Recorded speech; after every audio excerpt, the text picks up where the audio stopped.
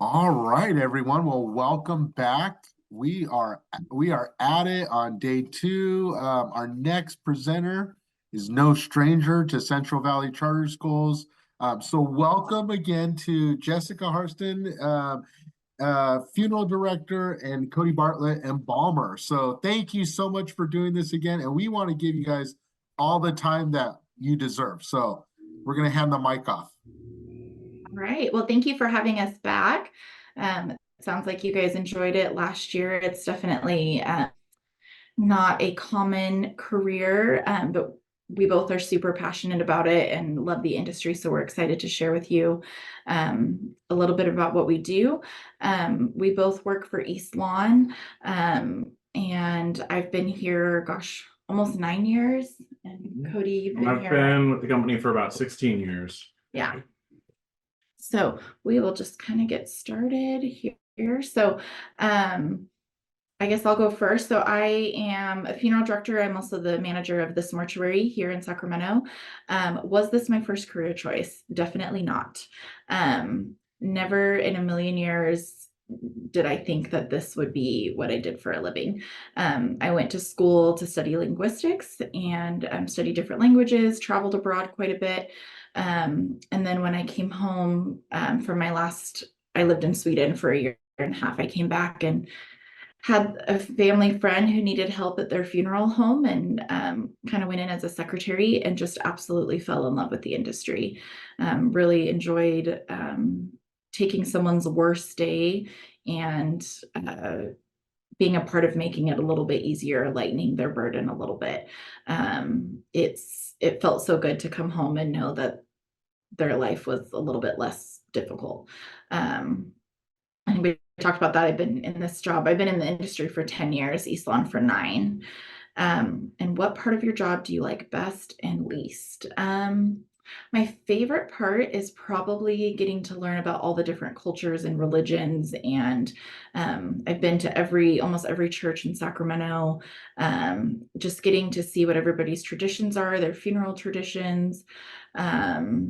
It's cool. Every culture is so different, and I still 10 years later, and I'm still learning something every day. Um, Parts I like the least are probably like the harder deaths, children. Those kinds of things are rough. So turn it over to Cody. Let's see. Was this my first career choice? In a way, it was. I was interested in it when I was in high school, and then fresh out of high school, for various reasons, kind of had to do some other stuff to live a while. I was actually in construction for quite a while, and then when the opportunity was right, I went to mortuary college. Actually, I started at the funeral home first, then went to mortuary college. We went over this. The next question is, how long have you been at it? So I've been here for 16 years now.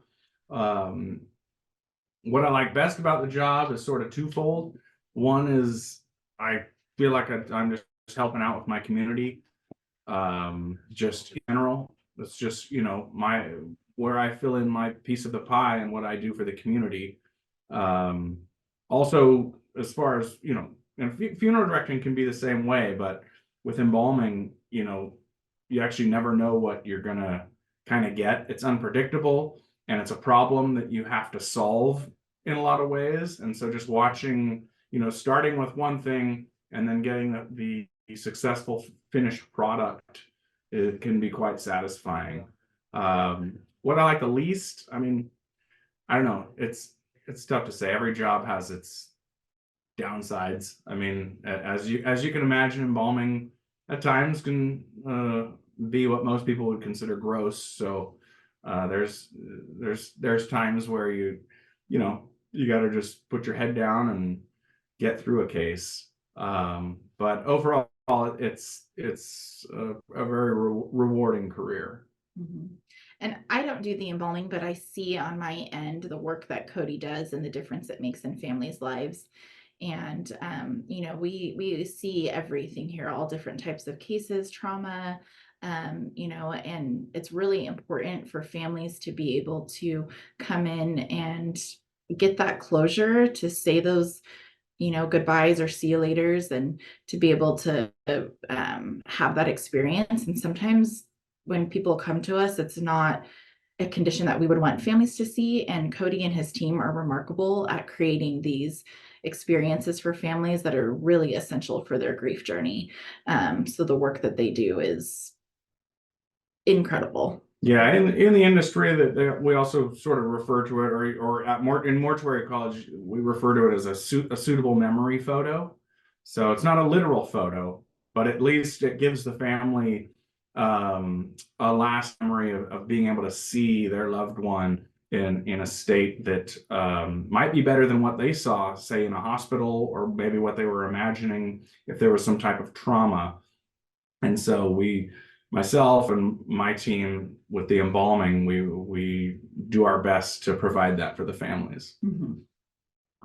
Okay. So educational training, a little bit different for my side versus Cody's side. You can actually be a funeral arranger. You can come in and get on-site training and do an online course and certification to be a funeral arranger.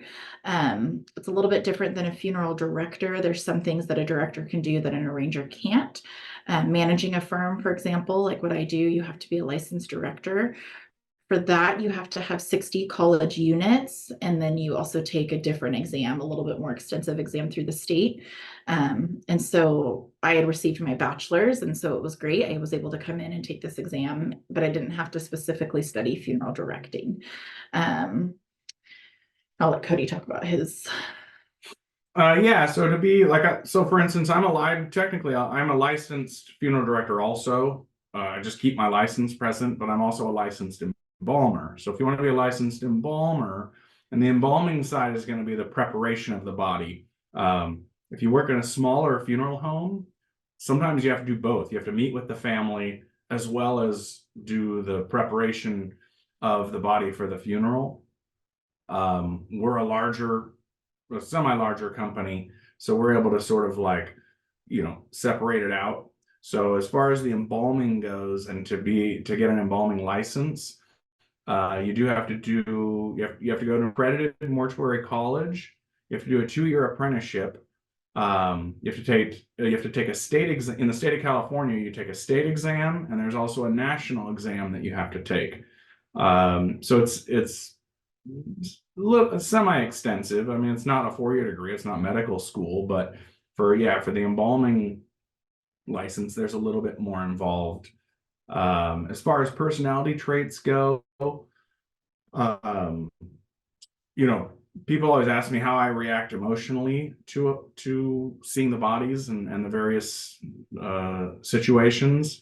I see it as again just a puzzle I need to solve. I need to figure out how am I going to provide that suitable memory picture for that family. That's what's most important, I think, for an embalmer. Mm-hmm. School subjects, he kind of talked about his, at least with mine, it's really just 60 units. So you just have to have the 60 units to be a licensed funeral director. They do have I think it's called the Psychology of Death and Dying class. I know I have been a guest speaker in those classes before, which are really, really helpful. So if you're considering this line of work, that would be a great preliminary class to take to see if it's something that interests you. Are people with your skills usually needed? Absolutely. I mean, this is an industry that's going to be around forever. It's evolving and it's changing. The industry is changing quite a bit, but it'll always be necessary. And are there other places you can work with your skills? So I know a lot of people, will kind of start in the funeral home, and then sometimes they want to move into like the coroner's office, so the coroner's unit. It's great to have experience here. We've had people that work here that go into the medical field. And it's really, really great for them to see this end of things, if they're going into hospice nursing or things like that. These are great opportunities to have prior to those careers. We don't really use tools in my my industry, but you have. Yeah, A few. we refer to them as instruments, sort of the industry standard, but yeah, we have various medical instruments that are used in the prep room for whatever we need to do, as far as raising the arteries and veins and doing restorative art. Back to what school subjects are required. Again, if you wanted to be an embalmer, you would go to mortuary college, and they have a specific program designs. So you take the classes there's prerequisites. So you usually have to still take like an English class, a math class, a history class, and then you get into the program and you take the chemical or chemistry class, biology class that's associated with the mortuary college. Let's see, where else can you work with your skills? It is a pretty specific topic, but I will say that coroner offices like people with mortuary experience, so you can branch out a little bit. And then with regards to the safety requirements, in the state of California, we are required to wear a gown that covers from the neck to above the knees, as well as gloves. But we also have all kinds of stuff, especially during COVID. When I was embalming, I was dressed head to toe like I was gonna go walk on the moon. So we do have that for extreme cases. Yeah. All right, personality traits of the career. So what a typical work day looks like, and what type of interests and abilities would help a person become successful. So my career is a very people-oriented career, very social. You're working with people who come in really, really, really upset or really at peace. You're getting a wide array of emotions. And so you really have to be able to read people and read them quickly, and be able to give them the level of service that they're needing. And that's a talent. That is, to be able to walk into a room and within 30 seconds kind of gauge where your family's at, and be able to guide them through this process to the level that they need. Because some people come in needing every step of the way explained to them, and some people are pretty hands off and just kind of want you to take care of everything. So I think that would be the biggest thing, is to be a people person. Computer skills are a must. We do a lot of our arrangements and paperwork and slideshows and all these things on the computer. A typical work day for me, every funeral home is different. We're a bigger funeral home, so I'm 9 to 5 Monday through Friday. As you can see, we're a really family friendly company. So there's been, especially during COVID, kids were here, doing school on Zoom, and that's my daughter who had to come to work with me one day. And so yeah, I'm gonna let you. Sure. So a typical workday for an embalmer in our setting, come in the morning. We have a whiteboard that has everything that's scheduled. So which people need to be embalmed, which people need to be dressed and casketed. So it's important to understand also that, like, if you're an embalmer, you're not just doing the injection of the chemicals into the body. You're also going to be dressing, doing cosmetics, casketing, getting people ready for their cremations. Even people who aren't embalmed might require dressing. So you're still getting deceased individuals dressed and ready for their funerals as well, because really the only people that get embalmed are people who will either be going into a crypt, or which is an above ground burial, or people having a public viewing. So that's sort of how the day goes, and you just go about it. I mean, you have to be able to kind of shoot from the hip, both with funeral directing and embalming, because you might set out to do something during the day, and midway through a family calls and changes everything right while doing it. So you have to be able to adapt and like I said, shoot from the hip as far as your skills go. As far as what hours, here we're lucky enough to work pretty much the 5-day schedule, or sometimes it alternates. And we have 8:30 to 5 is what we work. Smaller funeral homes, your hours might be, they might be a little longer. They might even be a little more flexible. There might be days where the funeral home is just closed. We're just big enough to be open 7 days a week. One thing I will say is a lot of people try to get in, especially on the embalming side, they try to get into it because they think they're going to be alone and isolated. And although I don't directly meet with families, I still have coworkers. And so it's important to understand that you're still going to have to work with other people. I got to coordinate with my funeral directors. I have a boss, so you still have to be able to relate with people, at least on a work level. Yeah, and it's our side as well. We definitely work in teams. So we're a team of like 6 funeral directors and arrangers who meet with families. And, on our days off, we're helping each other with their families and their cases. And we have colleagues who come in to assist with funerals. So there's usually 3 employees on every funeral. So you're definitely working with others, working in groups. How to coordinate with family, home, job responsibilities. I think this is a great question for when you're looking for the funeral home that you're going to work in, is to like going through that interview process is interviewing the employer. So we're really fortunate to work for a company who is very family friendly, very respectful of our home lives, very cares about our home lives, and recognizing that that's why we're here is for our families. But it's important to like have that conversation when you're in the interview process, because every place is going to be different. But this place here is very, very family friendly. Yeah, and this industry is very specific that every job is going to have its stressors.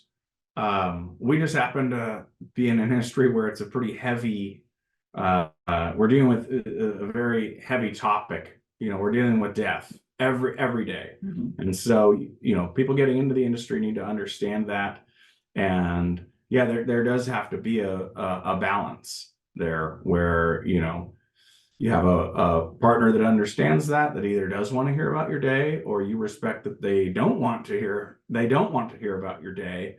As well as just having activities outside so that you're not just constantly focused on thinking about this industry all the time. Yeah, it's important to be able to compartmentalize and recognize that what's going on in here, it doesn't happen all the time in the outside world. Like we're seeing like all of the things. It's really heavy all of the time. So to be able to leave that at the door when you go home and be able to go home to your partner, your kids, you have to be able to make that switch, and you have to have kind of like coping mechanisms. You have to find healthy ways to deal with the hard things that you see every day. So we're going to talk about some career realities versus career myths. So I don't know, we'll see I don't think the little video, nope, that's not going to work. These were some little videos, but I'll take this one. So you guys have probably seen movies where it's raining, you're out at the funeral, everyone's upset, everyone's crying, it's pouring rain. And while that is the case, not every funeral is super sad. People, and you can kind of see here, this family, the person who passed away loved trains. So we had a little train set up for everyone to go out to the cemetery on the train. These are also celebrations. They're, people who lived really long, beautiful lives, and they were ready. It was their time. And, the family is celebrating them, walking down memory lane, talking about all the wonderful experiences they had in their life. So while there are some really, really heavy days that we have here, it's not all like the movies. Anything? I think that pretty much covers it. Yeah. And the other thing too is, people will always ask, like, is it scary in the funeral home? We get all the silly questions. Do you see ghosts? Do you, that kind of a thing. And I I would say it's the complete opposite. It is very, very sacred here. We really feel like we're working on sacred ground. I mean, our cemetery, you drive through and you can just feel how peaceful it is. Yeah, not once have I ever been scared.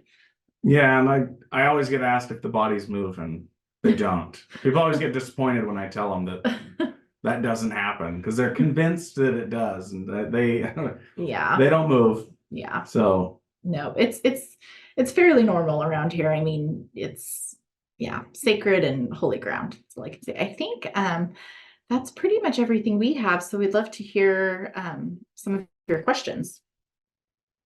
Jessica and Cody, thank you so much. Wow, what a great presentation. And I just was chuckling over here thinking about all those questions about the body moving, and because those are questions I kind of had. And so oh yeah, anytime you're out to dinner with somebody and they find out that you're in this industry, they either are, shut up right away, or that the questions come pouring out. Mm-hmm. So, and I should probably maybe just quickly explain what an embalming is. Is that something we have time for? Yeah, we have time for that. Go for it. Okay, so embalming is the injection of preservative chemicals. In our case, we use formaldehyde. Technically, it's formalin. So it's the formaldehyde gas that's in an aqueous solution of alcohol.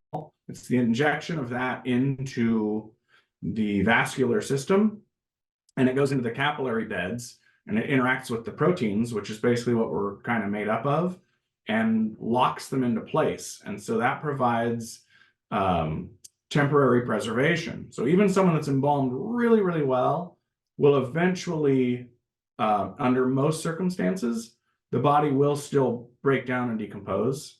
In the right circumstances, they won't, if it's cool enough and dry enough. And the way we do that is we raise major vessels of the body. So it could be the carotid artery, which are a larger artery right by your clavicle at the bottom of your neck, or it could be your femoral artery, which is the upper part of your leg, close to your hip, and sometimes the axillary artery, which is actually in your armpit. And so we'll raise those arteries. If it's a good embalming, if the person's relatively healthy, we only have to raise one artery. We inject we put a tube into the artery that's connected to a machine that actually pumps the fluid in, and that actually puts pressure on one of the valves of the heart, and which closes off the heart. And then the fluid actually gets pumped through the body the same way the heart would actually pump our blood through our body. And the fluid, like I said, it goes into the capillary beds and interacts with the proteins the same way oxygen and nutrients would, except in this case, we're putting the preservative chemical in there to preserve the proteins of the body. At the same time, on the venous side, it's putting pressure. And so we will raise an accompanying vein and actually drain the blood will then drain back out while we're embalming. And there's a lot more to it, but that's a very simplified version. Got it. Thank you for sharing. We do have some questions in the chat. I'll go ahead and I'll take the first one, and then I'll turn over to my colleague Blake to ask the second one. The first question we have is, what special training do you need to deal with the emotional side of your job? That is a great question. So again, that death and dying class is a great place to start. At Eastlawn here, we do like quarterly trainings with the staff. And that's one of the things that they focus on is, that emotional training. We also have what's called an EAP program. So if things ever get too difficult, they have resources to go and talk to someone who is, a professional. But yeah, I think that would best. Yeah, I mean, special training, I guess, yeah, like our company, we are fortunate that we have those resources available. As Jessica mentioned, there is the death and psychology of death and dying is a required class for embalming for mortuary college. But also just keeping in mind the scope of what you do, knowing what you're getting into, and not taking on the grief of the families. The families are coming to us to do a specific task. Their job is to grieve. Our job is to deliver what they've come to ask us for as the death professional. Yeah. One of the trainings that we do is called compassion fatigue. And it's something that is common in the industry. Compassion fatigue is, basically kind of a sense of burnout from your empathy, sympathy that you're giving to these families. And so that's a great course that we offer pretty consistently here to teach this on how to avoid compassion fatigue. Okay, thank you. Blake, you want to take the next one? Yeah, I would love to. Thank you. Yeah, the next question we have is, do you think that by bearing witness to some of the dead bodies or some of these grieving families, does it kind of lead to wanting to live life more to the fullest, or kind of a different perspective on life for you? It's a good question. I mean, I guess it's tough for me. I think after we've been doing it so long, it's just it's normal for us now. So, I don't necessarily remember it affecting me in that way. It may other people, but for me, it's just a way of life. It's normal. It definitely made me buckle down on my kids wearing like bicycle helmets and stuff like that. Maybe it affected my parenting more than just myself, Absolutely. And I think I'm a little different than Cody. We're just different people, but yeah, it's totally affected my parenting. So there's certain things that I'm just like, you'll see those like videos of I'm a doctor, these are the things my kids will never do, kind of a thing. So there's definitely things that I'm more cautious of. And yeah, there's definitely times that I've had a service more that I've been like inspired where there's a service, wife passes away, they were married 60 years. And just watching how sweet that husband was with his wife and saying goodbye. And I go home and it just reminds me to appreciate who I have at home, reminds me to appreciate my family, my kids, reminds me to call my dad. I've had services where I'm like, oh my gosh, I need to call my dad, where someone gets up there and talks about how they didn't talk to their dad for 6 months and then they didn't get to say goodbye. And I'm just like, oh, I need to do that. And so I definitely, I think that's important. And I keep a journal of all the services I've done. And it just has notes of like things that I've learned, things I've learned from people, things I learned, that are important to me. So I definitely think that it's inspired me to appreciate more what I have, but it also has made me probably more cautious than some of my girlfriends who are not in the industry. I love that. Thank you. Another question, and I know you kind of referred to it slightly in the beginning, not this specifically, but with the industry, you said it's been evolving and changing over the years. And one of the questions is asking how maybe COVID had changed any protocols or things going on in the industry. And then also just kind of how is the industry, like what do those changes kind of look like? I mean, it's on the embalming side, things have stayed relatively the same, other than certain requests from families, because as we have more cultures, as the demographic grows, I should say, we get different types of requests from cultures or religions that we might not have served in the past, which we're welcome to. So we have to constantly evolve with some of the things we're doing as far as body prep, because even within various religions, there's different sects that exist that they might want something slightly different, and so we try to accommodate everybody as best we can. And I know that on the funeral directing side, with as far as where technology goes, the families are requesting different things. I mean, it's becoming more of a it's like a production. It's, I always say that like we're event planners, whereas like a wedding planner has a year to plan, we have like a week. Yeah. So we're making slideshows, we're ordering flowers, we're scheduling pastors and celebrants and doves and And now they have families live stream. They want the funeral to be live streamed, which is something a decade ago was unheard of. Yeah, they just Yeah. that you wouldn't even, it wasn't even on your mind. But now if you're meeting with a family, you have to wonder, wow, are they going to want this live streamed? Yeah. And I would say, funerals used to be more, it was probably more burial. We're definitely a higher percentage of cremation now. We're doing a lot of like celebrations, a lot more, they're a little bit more upbeat, like kind of a thing. With that being said, I still think that I want the community to realize how important it is to have that final viewing, to be able to see your loved one when they've passed. I think that's something that we're getting away from, I don't think that people understand the emotional impact of not doing that.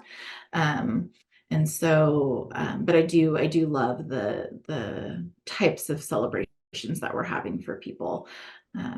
But yeah, that's definitely evolving. Yeah, and I know we've had to grapple also on the funeral directing side with like the memorial tributes that we might offer here. Everything is so accessible now that there's certain families that end up coming up with a better one that our software will do, and so we've had to try to balance that where for a while when we were doing like, memorial videos that we would show, we kind of had this great software that we could create, and then all of a sudden, boom, the people can do it at home just as easy, maybe even better sometimes. And so, it's not about trying to stay ahead of the family, but we are trying to offer them, the best that we can. So, just trying to stay ahead on that end. And we just did a major tech upgrade here. So all of everything is now super up to date as far as the technology, the TVs, the connections to be able to connect their family's media.